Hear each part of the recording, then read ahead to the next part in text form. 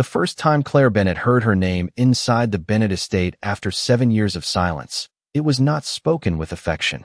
It was read from a dead man's will, in a room full of people who had spent years pretending she had never existed.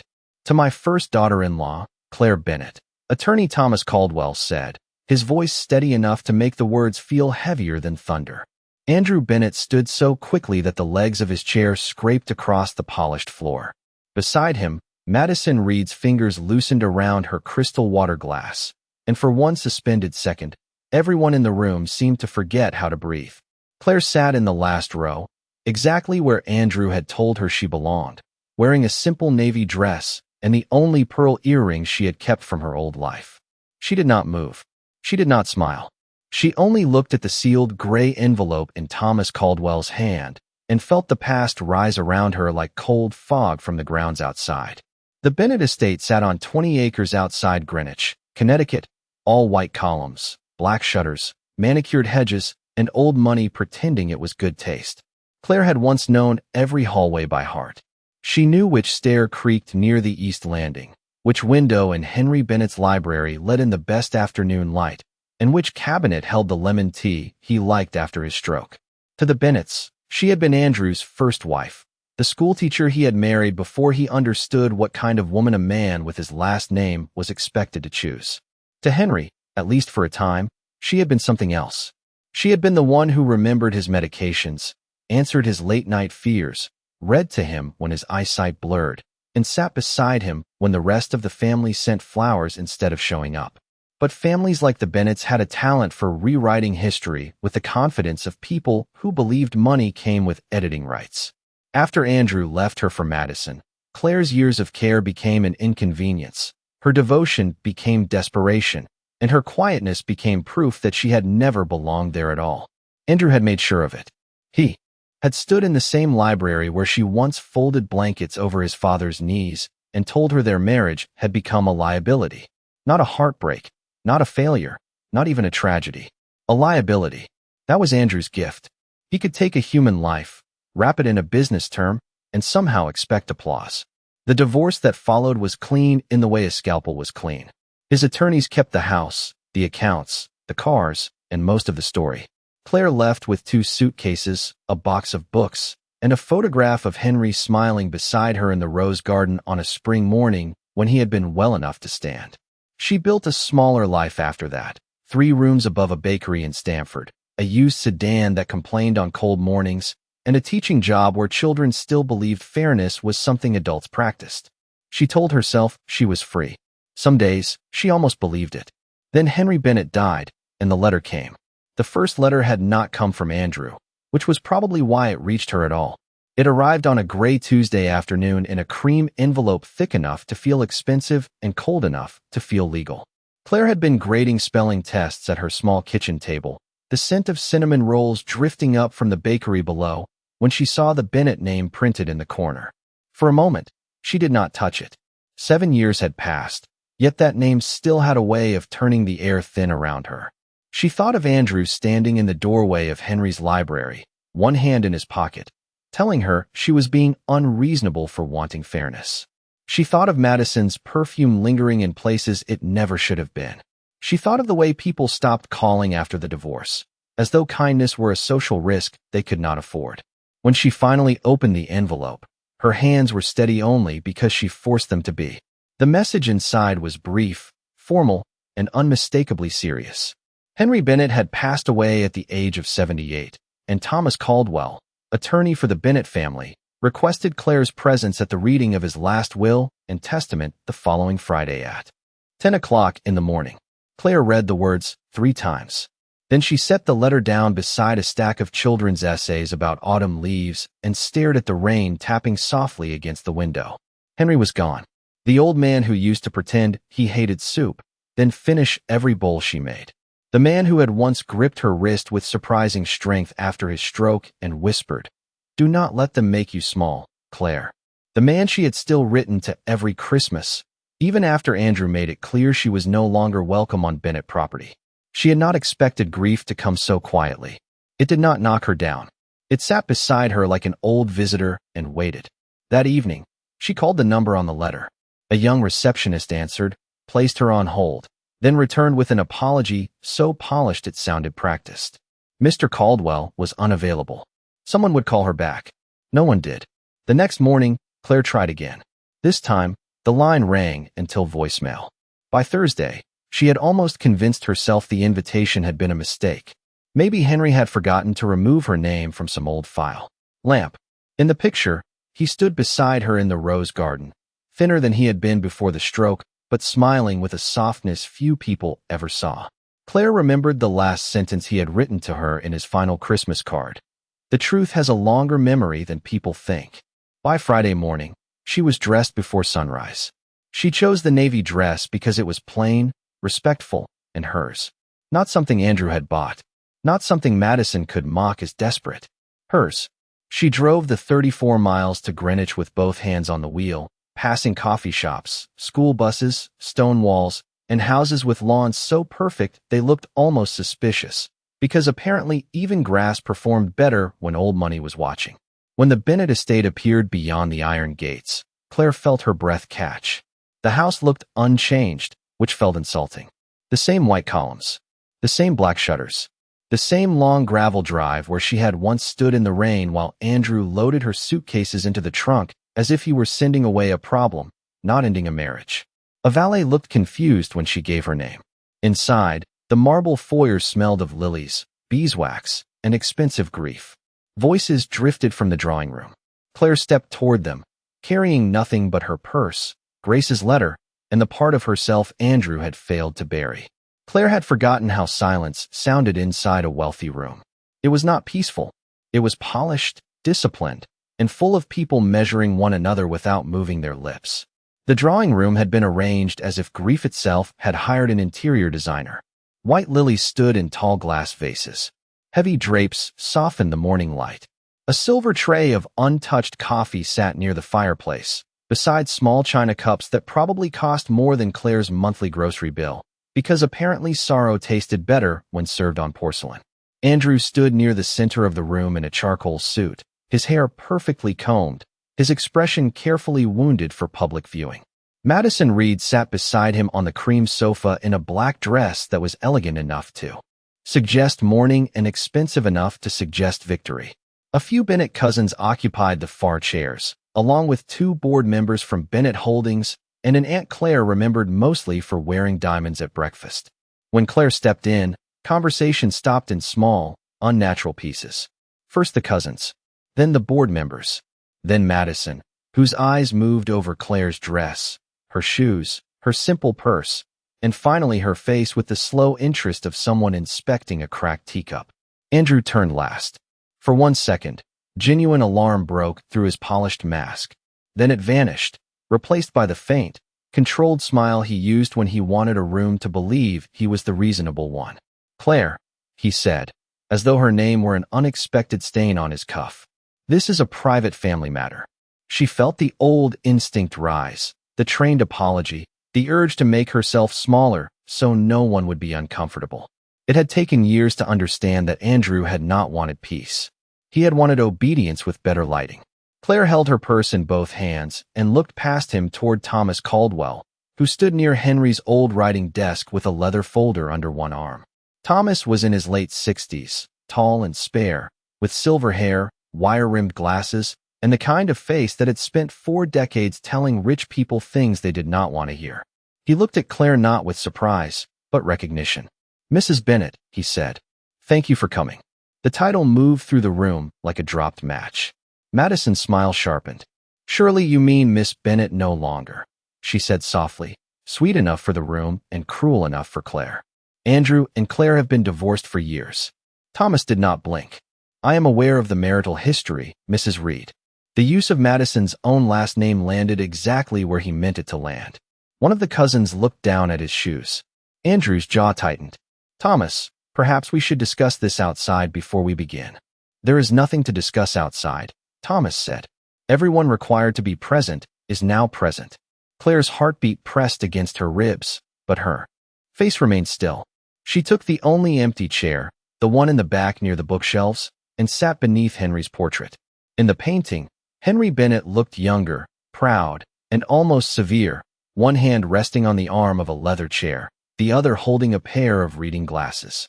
Claire remembered those same glasses slipping down his nose while he pretended not to enjoy the mystery novels she brought him from the library.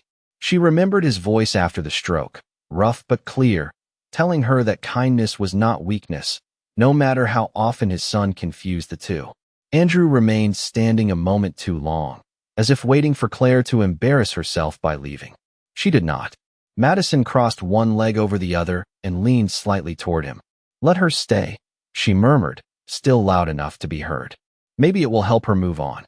There it was, the public version of Pity, dressed in designer black and smelling faintly of gardenia.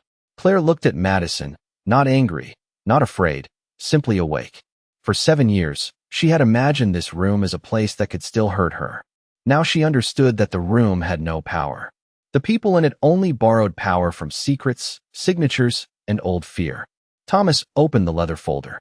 The paper inside made a dry, deliberate sound. "We are gathered to execute the final will and testament of Henry James Bennett," he began. Andrew sat down slowly. Madison's hand found his.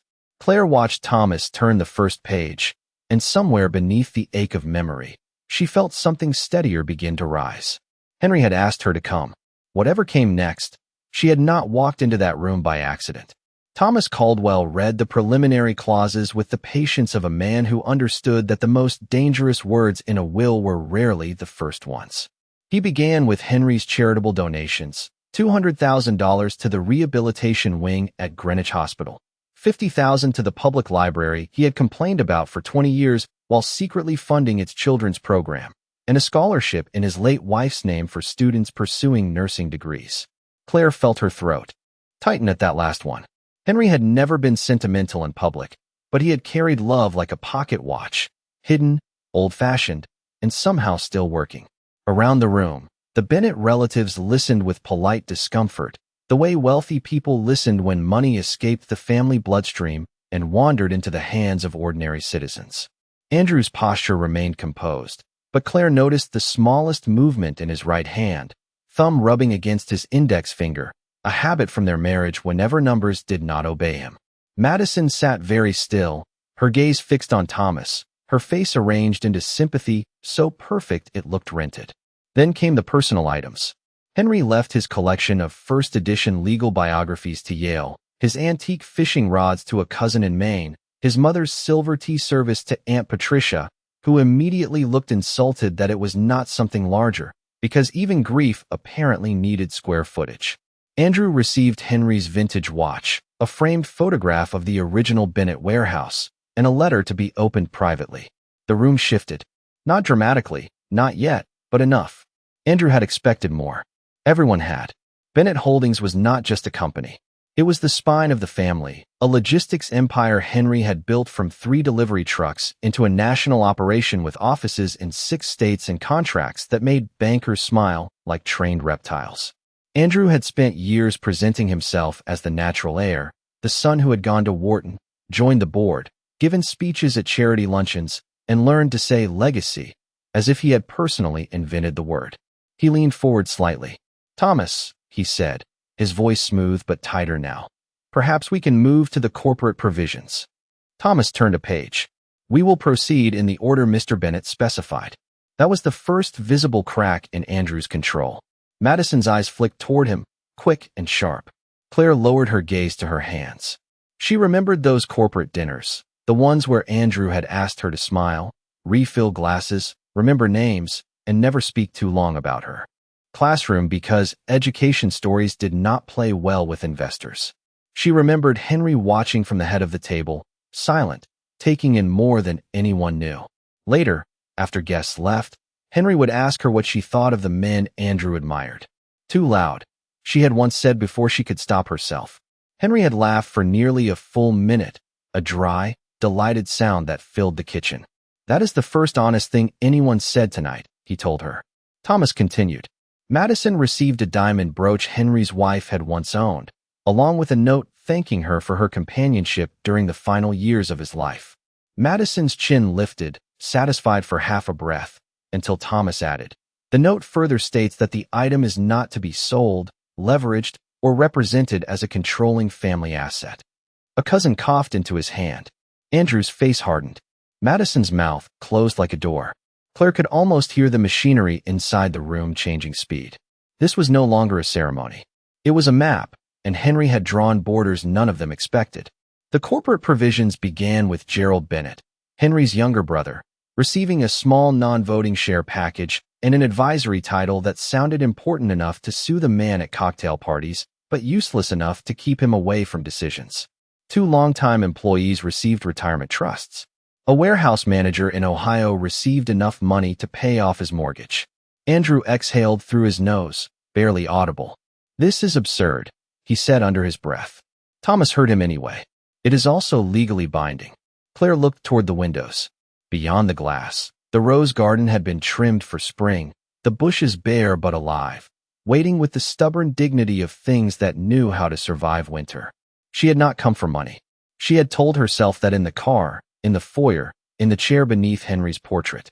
But as Thomas read gift after gift to people Henry believed had earned his trust, Claire began to understand something that made her hands go cold. Henry had not written a will to distribute wealth. He had written a final testimony. He had named who had shown up. He had named who had served. He had named who had loved without applause. Then Thomas reached the gray envelope. He paused, removed his glasses, cleaned them with a white cloth, and looked around the room. The air seemed to tighten. Andrew sat upright. Madison's fingers curled against her black dress. Thomas broke the seal with one careful motion. "The following addendum," he said, "was executed 6 months before Mr. Bennett's passing and supersedes any prior informal instructions regarding Bennett Holdings, the Bennett Family Foundation, and the Lake House property in Litchfield County." Andrew's face lost color so quickly that even Aunt Patricia stopped looking offended. Claire felt the old photograph in her purse press against her side like a heartbeat. Thomas unfolded the document, and when he looked up, his eyes found hers. Thomas Caldwell did not read Claire's name immediately. He let the silence settle first, which was cruel only if you believed truth should hurry for the comfort of people who had spent years delaying it. He placed the gray addendum on top of the leather folder, aligned its corners with almost ceremonial precision, and began in the same steady voice. "I, Henry James Bennett, being of sound mind and clear intention, do hereby amend the distribution of my controlling interests in Bennett Holdings, the Bennett Family Foundation, and the Litchfield County Lake House property." Andrew made a small sound, not quite a cough, not quite a protest. Madison looked at him, and for the first time since Claire had entered the room, her confidence faltered in a way makeup could not repair. Thomas continued, "This amendment is made in recognition of loyalty, service, and moral stewardship shown during the most difficult years of my life." Claire felt the words move through her, strange and painful, like warmth returning to fingers left too long in the cold. No one in that room had ever called what she did service. They had called it expected. They had called it natural. They had called it what wives do. For years, Claire had arranged Henry's appointments, answered his nurses at midnight, sat through therapy sessions, remembered which foods he could swallow safely, and learned the small humiliations illness carved into proud men. She had done it without applause because love, real love, was usually too busy washing cups and folding blankets to make speeches. Andrew had been busy then, or so he always said.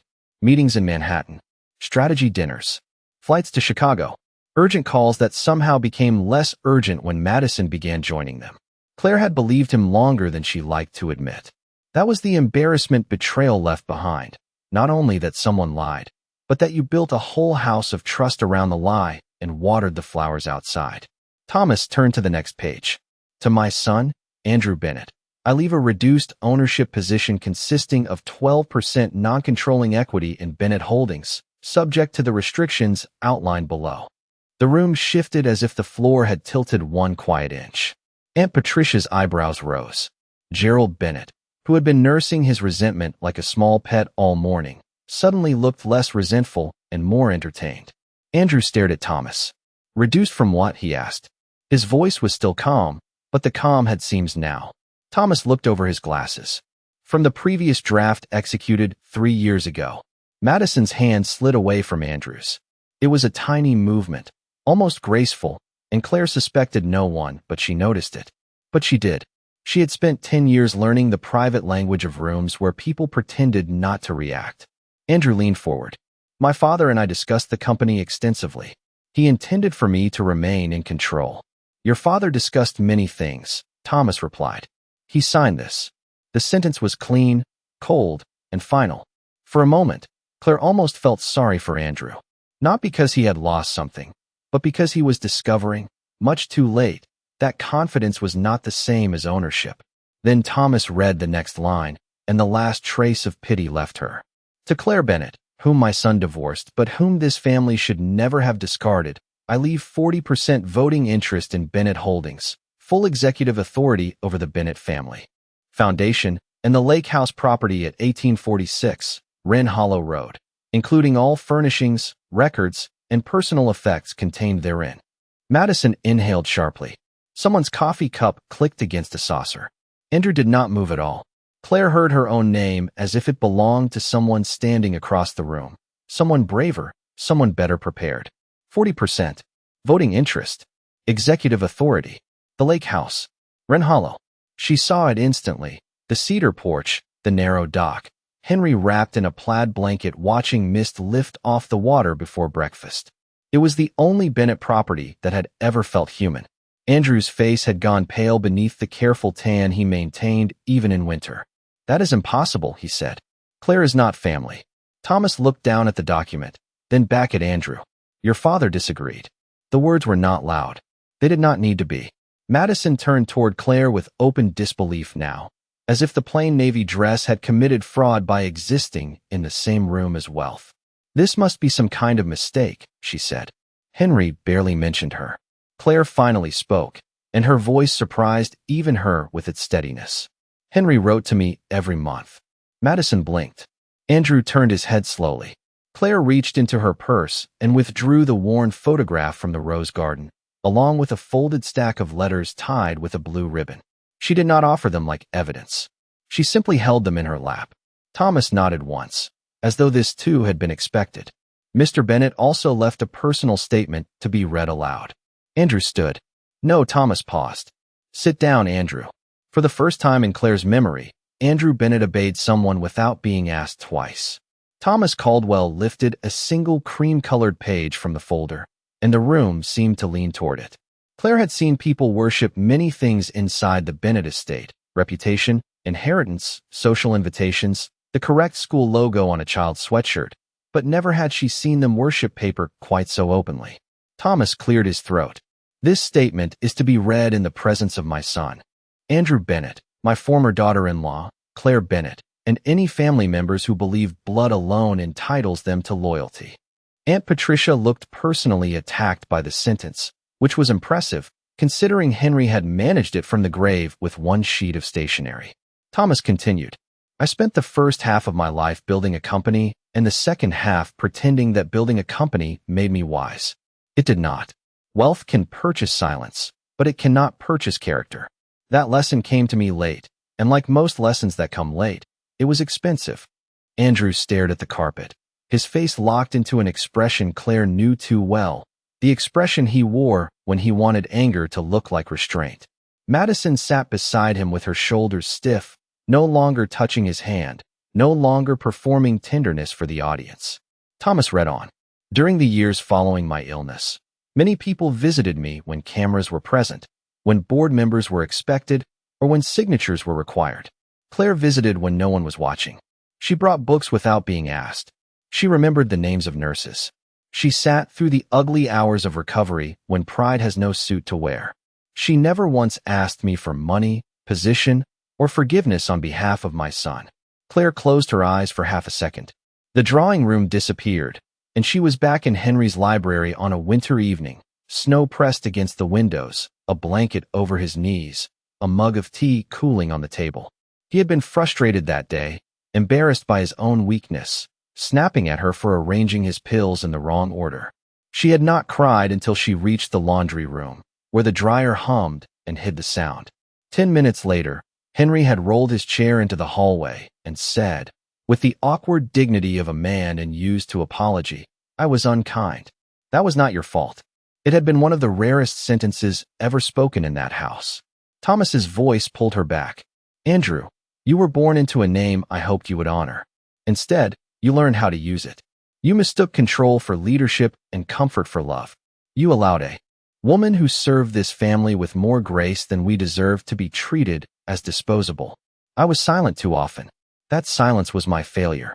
Andrew's head snapped up. This is outrageous. Thomas paused, one finger resting on the page. I will continue. No, you will not, Andrew said, but his voice had lost the room. That was the thing about authority. Once it cracked, everyone noticed how much of it had been theater. Gerald leaned back in his chair with the faintest smile. The board members exchanged glances, quick and calculating. Madison looked at Andrew now not as a husband, not even as a partner, but as a declining asset, which was perhaps the purest language they shared. Thomas continued. To Claire, I leave not charity, but authority, because charity would insult what she has already earned. She is to oversee the Bennett Family Foundation, whose mission will be redirected toward elder care, public education, and legal support for spouses financially disadvantaged during divorce proceedings. Claire felt the words settle inside her slowly. Not charity. Authority. It was the difference between being handed flowers and being handed keys. Henry had understood, after all, not everything, perhaps not soon enough, but enough to leave something behind that could help women who had once sat at kitchen tables wondering how a marriage could become a trap with good curtains.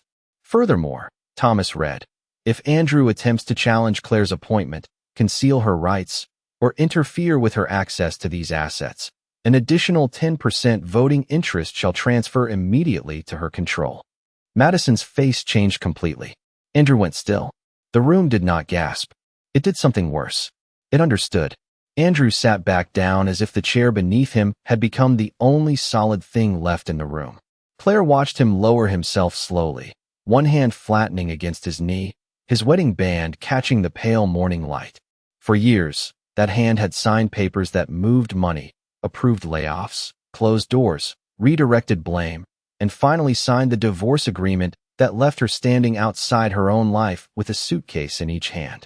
Now the same hand rested uselessly against expensive wool, while Henry's last instructions rearranged the future without asking Andrew's permission.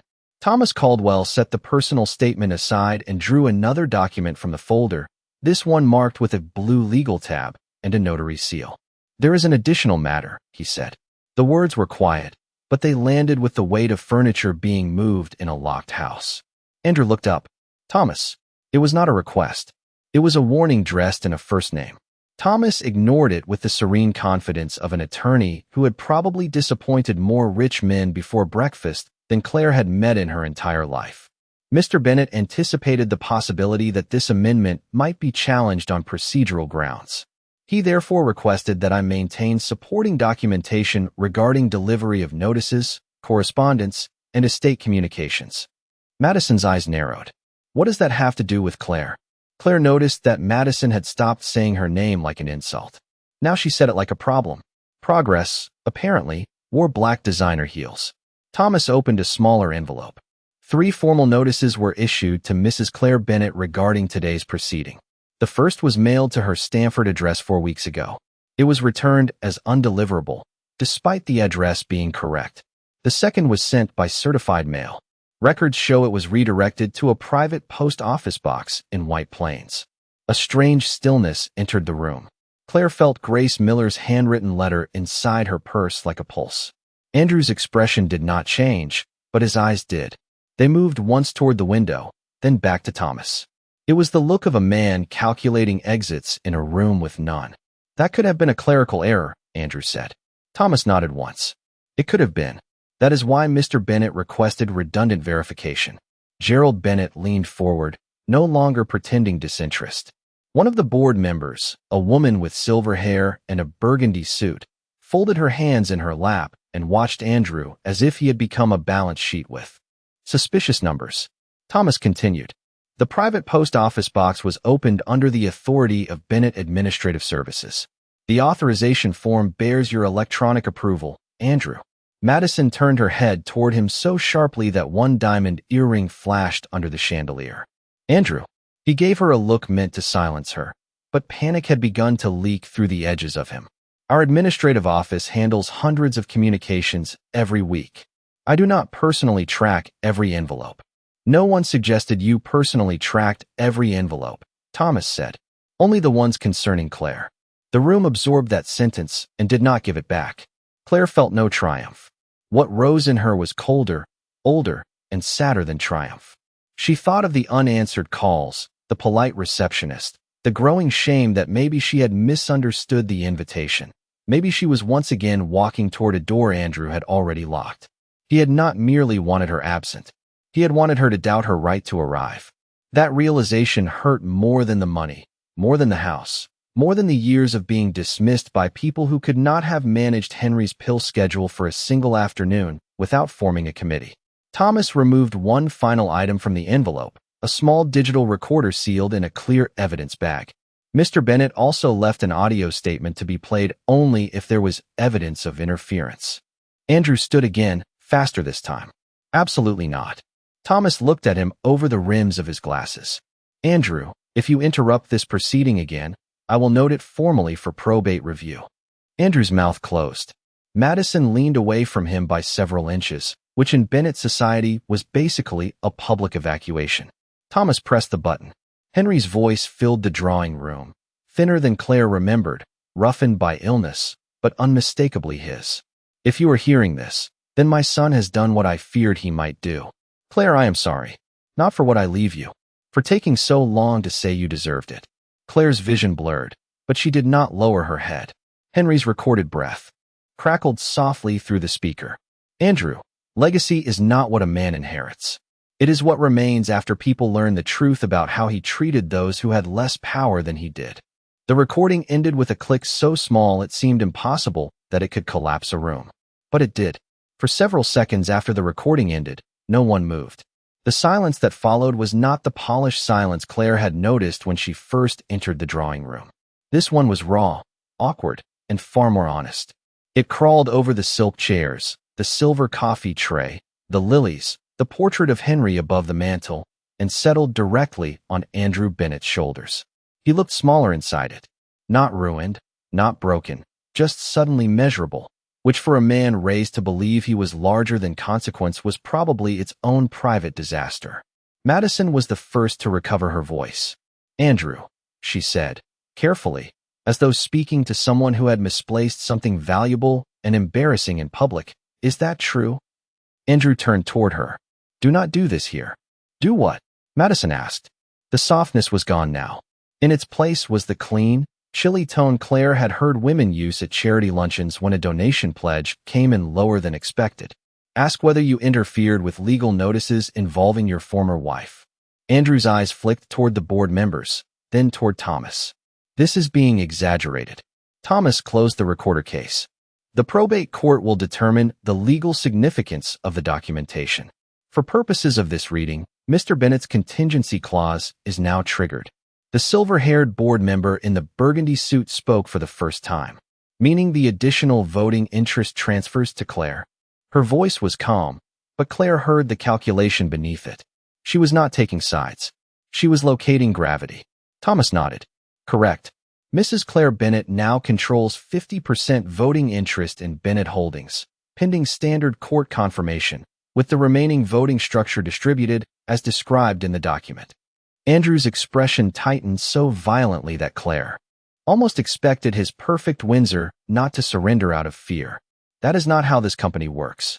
Gerald gave a small laugh, not kind, not loud, just enough to prove he was enjoying the view from the cheap seats of a very expensive collapse. Apparently it is how Father decided it works. Claire looked down at the letters in her lap. 50%. The number should have felt impossible, but instead it felt strangely distant, like hearing the weather report for a town she had not yet visited. Her life that morning had been lesson plans, overdue rent on a storage unit, and whether her car would survive another Connecticut winter. Now people in tailored suits were discussing her authority over a company she had once been told not to mention too confidently at dinner. The absurdity of it would have been funny if it had not been built out of so much pain. Madison rose from the sofa, smoothing the front of her black dress. I need some air.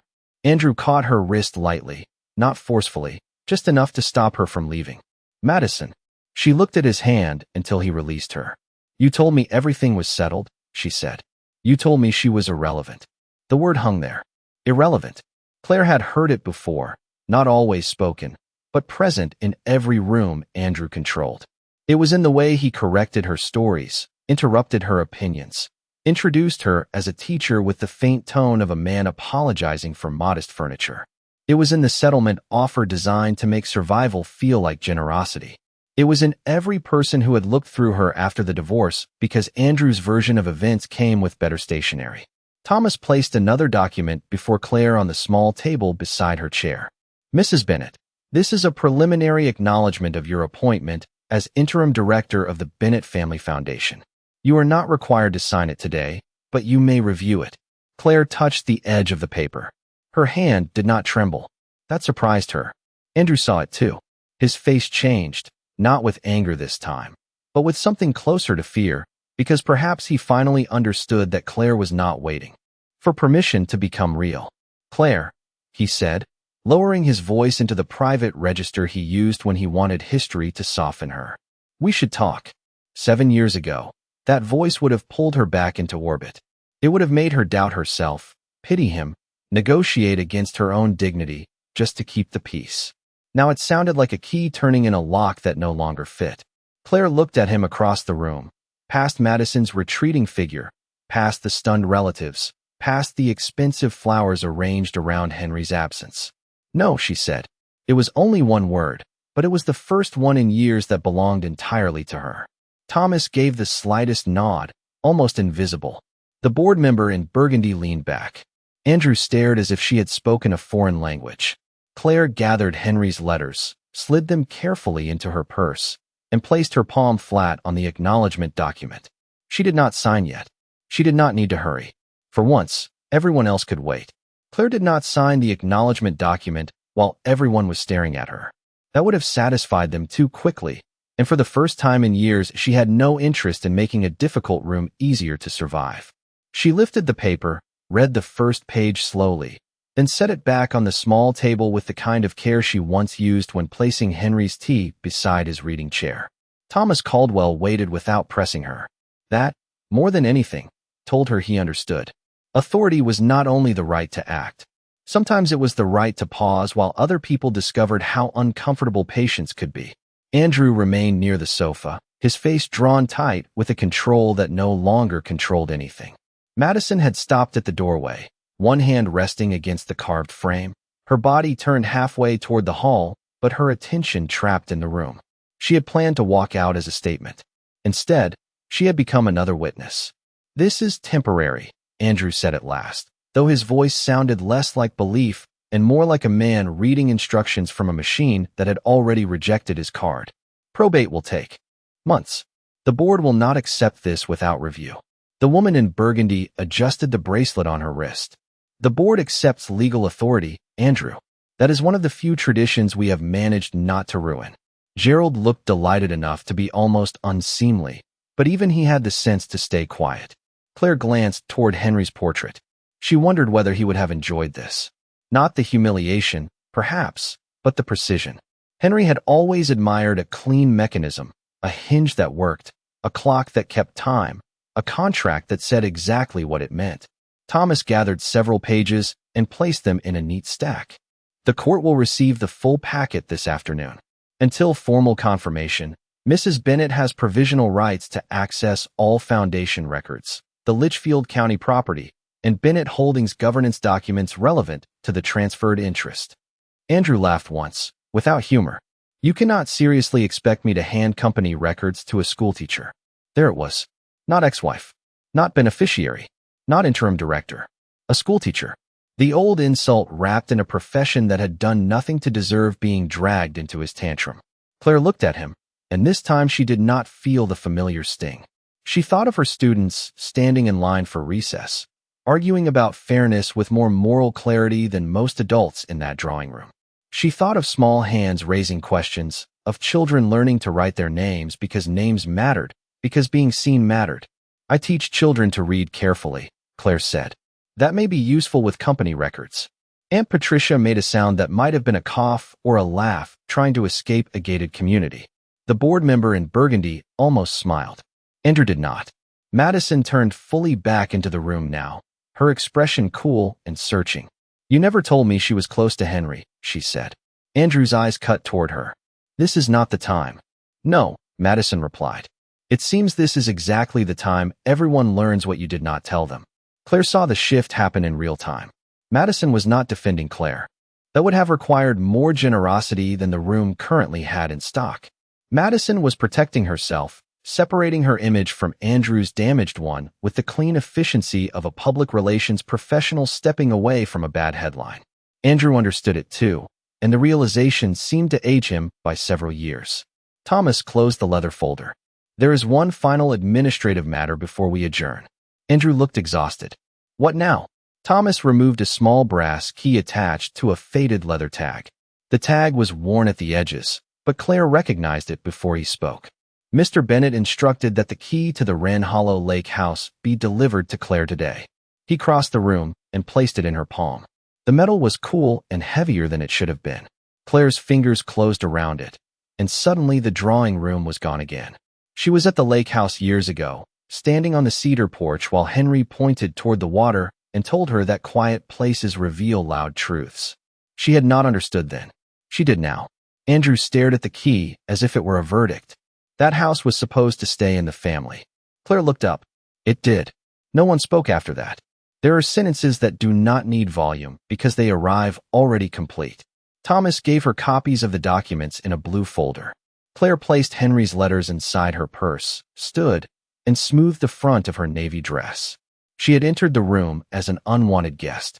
She was leaving with the key to a house, control of a foundation, half the voting power of a company, and the strange, steady knowledge that she had not taken anything. She had simply stopped being robbed of what the truth had already named. Claire expected Andrew to follow her before she reached the foyer, and he did, because men like Andrew rarely recognized an ending unless they had personally announced it. His footsteps crossed the marble behind her, quick but controlled, the sound echoing beneath the high ceiling where a crystal chandelier scattered cold morning light across the floor. She stopped near the front table where a silver bowl still held calling cards. From people who had come to mourn Henry while quietly inventorying what his death might change for them. The human capacity to grieve and calculate at the same time was almost impressive, in the way a raccoon opening a locked trash bin was impressive. Claire, Andrew said. This time there was no audience in the immediate circle, no board members watching, no Madison standing beside him like a polished advertisement for his future. Without the room, his voice lost some of its authority and became something older, something she remembered from their kitchen after midnight, when he needed comfort but refused to admit weakness. Please, just give me 5 minutes. Claire turned with the blue folder held against her chest and the brass key still closed in her palm. You had 7 years. His face tightened. That is not fair. The sentence almost made her laugh, not because it was funny, but because it was so perfectly Andrew. Fairness had always bothered him most when it arrived late and knocked on his door. He lowered his voice. My father was angry. He was lonely. He did not understand the business implications of what he was doing. Claire looked past him toward the drawing room doors. Thomas Caldwell had stepped into the hall, not interrupting, simply present, a quiet legal shadow with excellent posture. Andrew noticed him too and adjusted his tone. I am not trying to take anything from you. Claire's fingers tightened around the key. You redirected my notices. That was handled by staff. With your approval. Claire, you do not understand how complicated these systems are. There it was again, the old song with new lyrics. You do not understand. You are too emotional. You are making this harder. Let me explain your own life to you. Once, she had mistaken his certainty for competence. Now she saw it for what it was, a locked room calling itself architecture. I understand enough, she said. Andrew stepped closer, then stopped when Thomas shifted slightly near the wall. This could damage the company. Employees depend on Bennett Holdings. Families depend on it. You cannot just walk in and control half the vote because my father felt guilty. Claire studied him. There had been a time when that argument would have worked. He knew exactly where to press. Responsibility. Stability. Other people's livelihoods. He could make her feel selfish for wanting what was legally hers, then noble for giving it back. It had been one of his cleaner tricks. She glanced down at the blue folder. Then it is fortunate I do not intend to damage the company. His eyes narrowed, not with relief, but suspicion. What does that mean? It means I will review the records. I will meet the employees who actually keep it running. I will ask questions. I will listen to people who do not only speak when there is a bonus attached. Andrew's mouth hardened. You think you can run a corporation because you managed a classroom? No, Claire said. I think managing a classroom taught me what happens when the loudest person in the room believes rules are for everyone else. For one clean second, Andrew had no reply. The silence was small, but Claire treasured it. Madison appeared at the far end of the hall, her phone in one hand, her expression carefully blank. She looked at Andrew, then at Claire, then at the folder. Whatever alliance she and Andrew had built on ambition was already being audited internally, and Claire had no desire to witness the quarterly report. Thomas approached with a respectful nod. Mrs. Bennett, your copies are complete. My office will contact you this afternoon regarding foundation access and the lake house inventory. Andrew flinched at the title, but Claire did not. Not anymore. She turned toward the front doors. Outside, the rain had softened to a silver mist over the gravel drive. The valet hurried forward, but Claire raised a hand before he could open an umbrella over her like she was suddenly fragile because money had entered the conversation. She stepped beneath the portico and breathed in the damp spring air. The estate behind her smelled of lilies and polished wood and old fear losing its lease. In her palm, the brass key warmed slowly against her skin. She thought of Henry's recorded apology, of Grace Miller's warning, of the letters tied with blue ribbon inside her purse. She thought of the younger version of herself who had left this house in the rain believing she had been erased.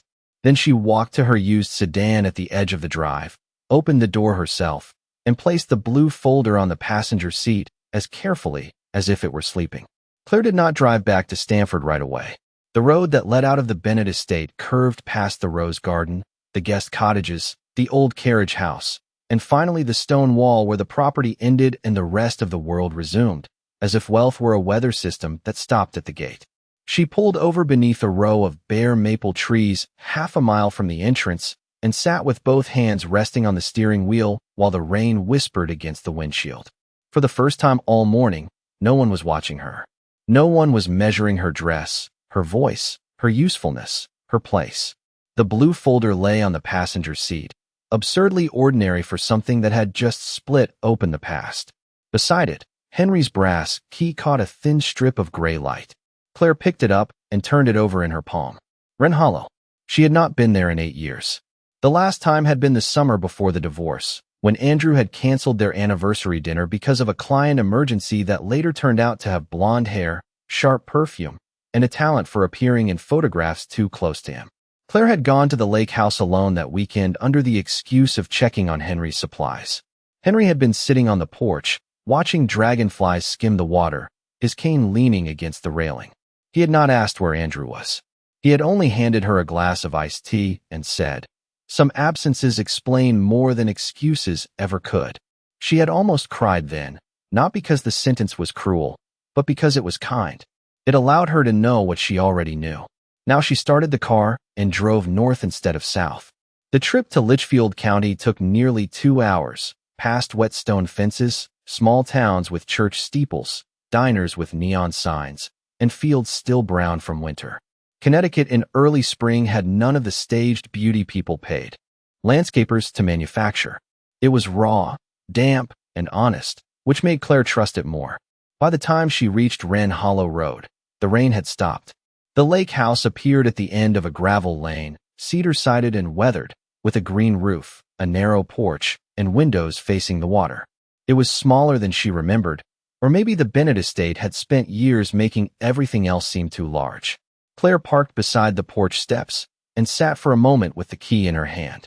Then she laughed softly, because after everything, after lawyers and wills and corporate voting interests, the lock still stuck exactly the way it used to. She had to lift the door slightly with her shoulder and turn the key twice. Some houses had principals, apparently. Inside, the air smelled of pine, dust, cold ashes, and old books. White sheets covered the furniture. A stack of firewood sat beside the stone fireplace. On the kitchen counter was a sealed envelope with her name written in Henry's uneven handwriting. Claire stopped breathing for a second. She set down her purse, removed her coat, and opened it carefully. The letter inside was shorter than she expected. Henry had never wasted words when a few could do the damage properly. Claire, if you are reading this here, then the truth found its way home. I chose this house for you because it was the only place in this family where you were never pretending. Do not let Andrew, the board, or guilt convince you that kindness makes you unqualified. Kindness is how you noticed what everyone else missed. Use that. Build something cleaner than what I left behind. Claire sat at the kitchen table and pressed the letter flat beneath her hand. Outside, the lake reflected a pale, broken sky. For years, she had believed healing meant leaving every Bennett memory behind. But sitting in that quiet house, with Henry's final words before her and the water moving softly beyond the glass, she understood that some places did not belong to the people who hurt you. Some places were waiting for the person you became after surviving them. Her phone buzzed. A message from Thomas Caldwell appeared on the screen, confirming that the Foundation records would be delivered by Monday morning. Below it was another message from an unknown number. Andrew, we need to discuss what happens next. Claire looked at the words, then at Henry's letter, then out at the lake. She typed nothing. She blocked the number, placed the phone face down, and opened the curtains. By Monday morning, 3 cardboard boxes arrived at the lake house by courier, each labeled Bennett Family Foundation in Thomas Caldwell's precise handwriting. Claire carried them inside one by one, set them on the kitchen table, and made coffee in the dented enamel pot Henry used to keep above the stove. Outstanding complaints, charitable commitments, and board governance records. She listened more than she spoke. That unsettled them most. Pain would vanish. Not that justice would arrive neatly or soon. Not that the people who hurt her would understand. Only this: being erased by someone else is not the same as disappearing. Emergency contacts with tired faces. Women wrote about bank accounts opened in their own names, leases signed without fear, court documents explained in language that did not require a law degree and a tolerance for human nonsense. Claire never put her name on the programs in large letters. She had lived too long around people who confused generosity with branding. The plaques at Wren Hollow simply read, "In memory of Henry James Bennett, for those who show up when no one is watching." Andrew saw one of the plaques during a Foundation board visit the following May. He arrived in a dark suit and a quieter version of himself. The kind men sometimes develop after consequence teaches them volume is not leadership. His hair had more gray near the temples. Madison's name no longer appeared beside his invitations or society photographs. He stood on the porch overlooking the lake while staff members set up chairs for a caregiver retreat inside. Claire joined him only because avoidance would have given the moment more importance than it deserved. For a while, neither of them spoke. The lake moved gently under a silver sky, making small sounds against the dock. "He really loved this place," Andrew said at last. Claire nodded. "He did." Andrew looked at the plaque beside the door. "He loved you too, in his way." Once, that sentence would have broken something open in her. Now it settled softly, without demand. "I know." Andrew's mouth tightened, and for a second she saw not the polished executive or the man who had tried to keep her from a room, but the son Henry had failed in other ways, the boy raised around inheritance instead of tenderness. It did not excuse him. Claire had stopped confusing explanation with pardon, but it made him smaller, and therefore more human. "I am sorry," he said. The words came stiffly, like furniture being moved through a narrow doorway. "For the notices, for the divorce, for how I spoke about you, for letting everyone believe you were less than you were." Claire watched a pair of geese glide near the reeds, profoundly unimpressed by human apologies, which was probably why nature remained superior to most boardrooms. "Thank you," she said. Andrew waited, perhaps for more, perhaps for release, perhaps for the old Claire who would rush to comfort him because his guilt made him uncomfortable. She gave him none of that. Forgiveness, she had learned, was not a refund counter where people returned pain and expected peace in exchange. "I hope you become better than what you lost," she said. He looked at her for a long moment, then nodded and went inside. That evening, after the retreat guests had left and the staff had gone home, Claire sat alone on the porch with Rebecca Nolan's letter in her lap. The sunset burned low over the lake, turning the water gold at the edges. She thought about names, how easily they could be taken, changed, buried beneath someone else's version of a story. She had been Mrs. Andrew Bennett, then the former Mrs. Bennett, then the woman nobody mentioned, then the unexpected name in a will. Now she was simply Claire, and somehow that was the largest title of all. The world had not become fair. It rarely did, that stubborn old machine. But a few doors were open now that had once been locked. A few people slept through the night.